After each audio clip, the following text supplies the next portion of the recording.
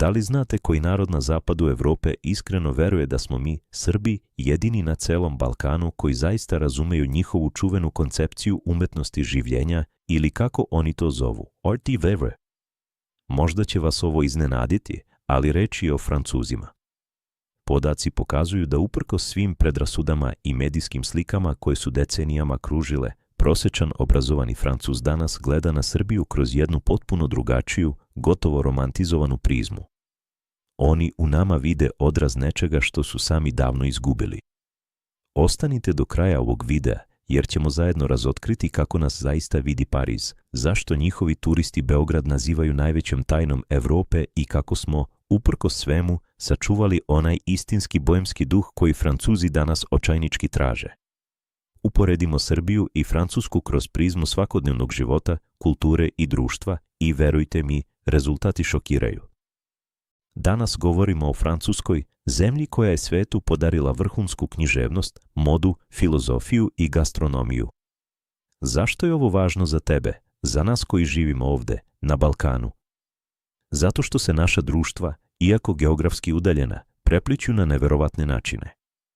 Mi često imamo kompleks niže vrednosti kada se upoređujemo sa zapadnim metropolama, misleći da zaostajemo, da je kod njih sve uređenije, lepše, kulturnije.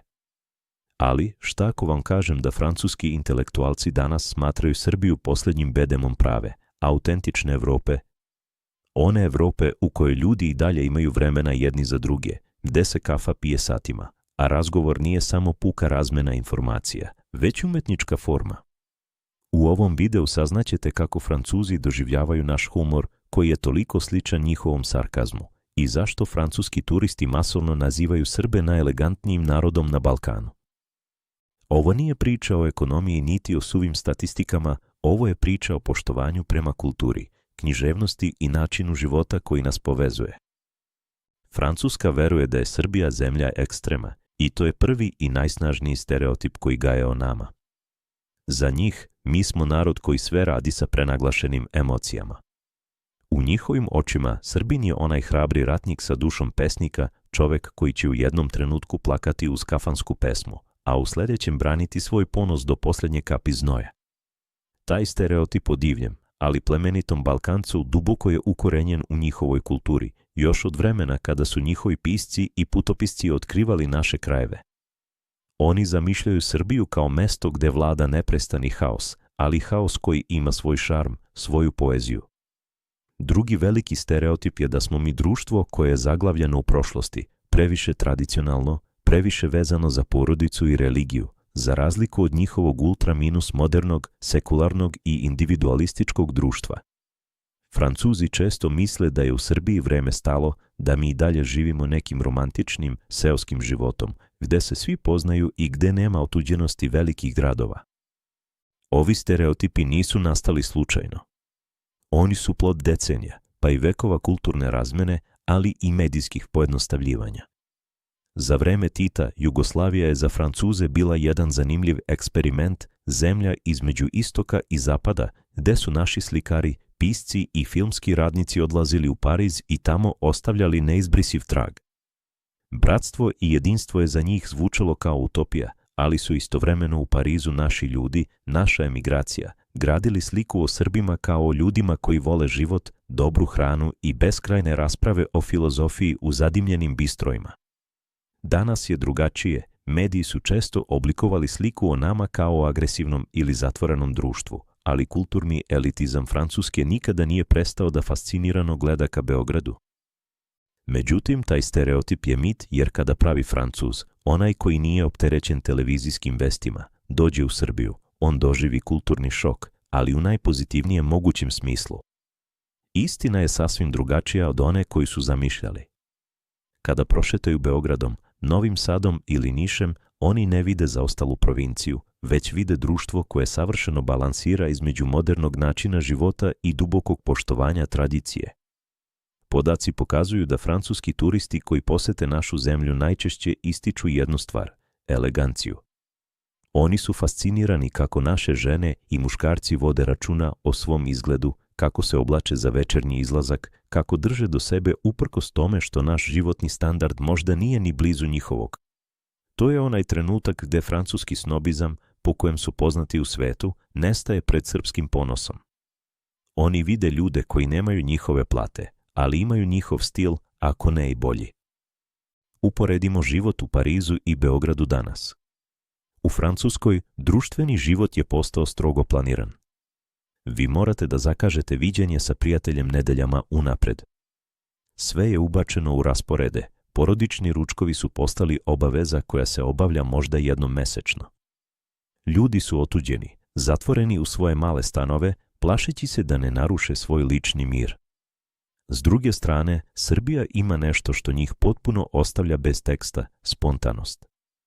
Kod nas poziv na kafu se dešava sada, u ovom trenutku. Naše kafane i kafići su puni u bilo koje doba dana. Francuz u Beogradu gleda pune bašte u utorak u podne i pita se, rade li ovi ljudi išta? Ali onda shvati da je ta kafa, taj razgovor, zapravo srž našeg socijalnog tkiva. Mi probleme rešavamo za kafanskim stolom, mi poslove sklapamo uz espresso ili rakiju, mi negujemo međuljudske odnose na način koji su oni zaboravili. Razlika je ogromna i kada je u pitanju porodica. U francuskom društvu, dete sa 18 godina napušta kuću, stari ljudi često završavaju u staračkim domovima, a individualnost se ceni iznad svega. U Srbiji, porodica je i dalje svetinja. Naša povezanost sa roditeljima, babama i dedama, ta međugeneracijska solidarnost, za Francuze je nešto egzotično, nešto što ih podsjeća na njihovu zemlju pre 100 godina. Oni nam zavide na toj toplini.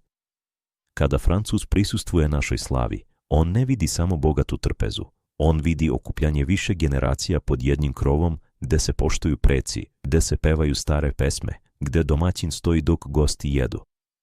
To je kulturni fenomen koji ih duboko dodiruje, jer shvataju da smo mi sačuvali svoj identitet uprkos svim pritiscima globalizacije. Zašto oni toliko poštuju, a ponekad i potajno zavide našem načinu života? Francuzi veruju da smo mi zadržali onu sirovu, životnu energiju koju je zapadna Evropa izgubila u svojoj težnji za savršenom administracijom i političkom korektnošću. Naš mentalitet, taj čuveni srpski inat, za njih je fascinantan.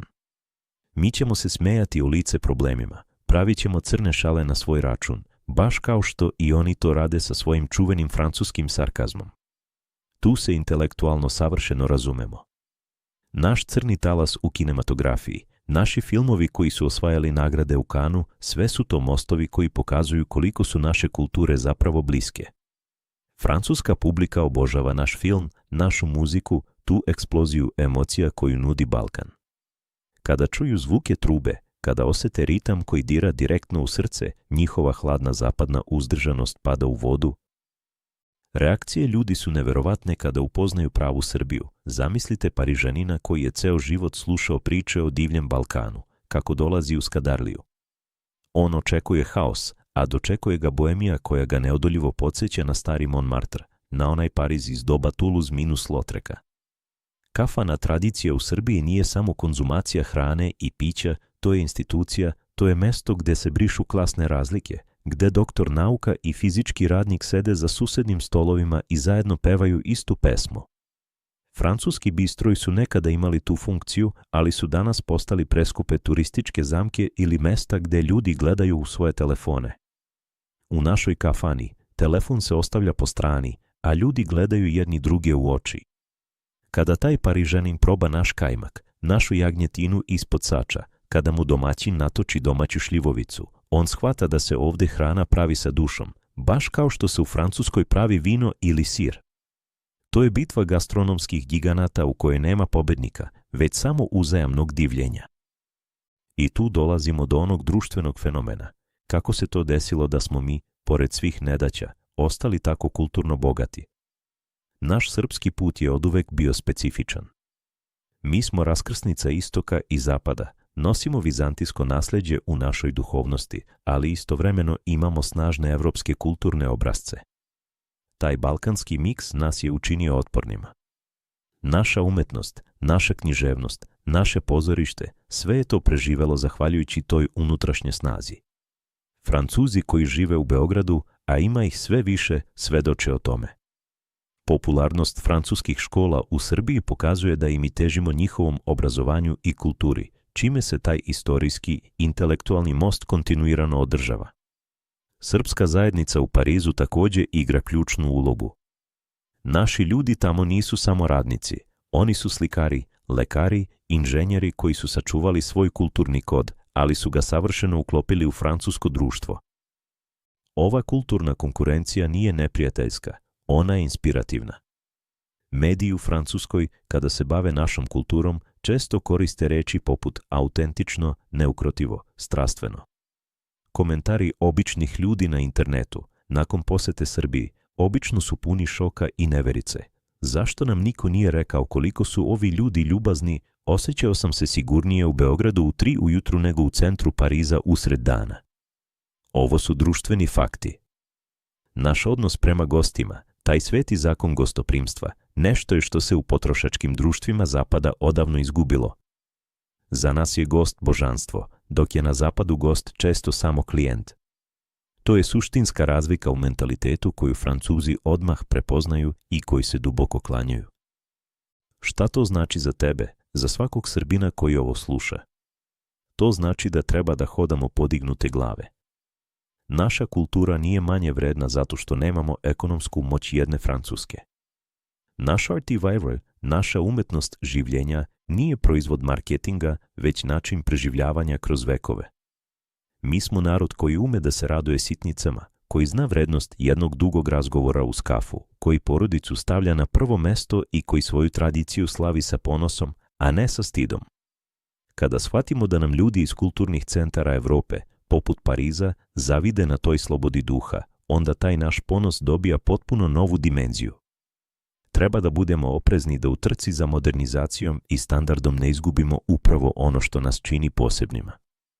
Ne smemo dozvoliti da naše kafane postanu sterilni kafići, da naše slave postanu formalni kokteli, da naša srdačanost pređe u hladnu poslovnu učtivost. Odnosi između naših društava će se u budućnosti sve više zasnivati na ovim kulturnim temeljima. Kulturna bliskost je često važnija od bilo kakvih ekonomskih izveštaja ili ugovora. Francuzi će nastaviti da traže izgubljeni deo svoje duše ovde, na Balkanu, a mi ćemo nastaviti da se inspirišemo njihovom umetnošću i sofisticiranošću.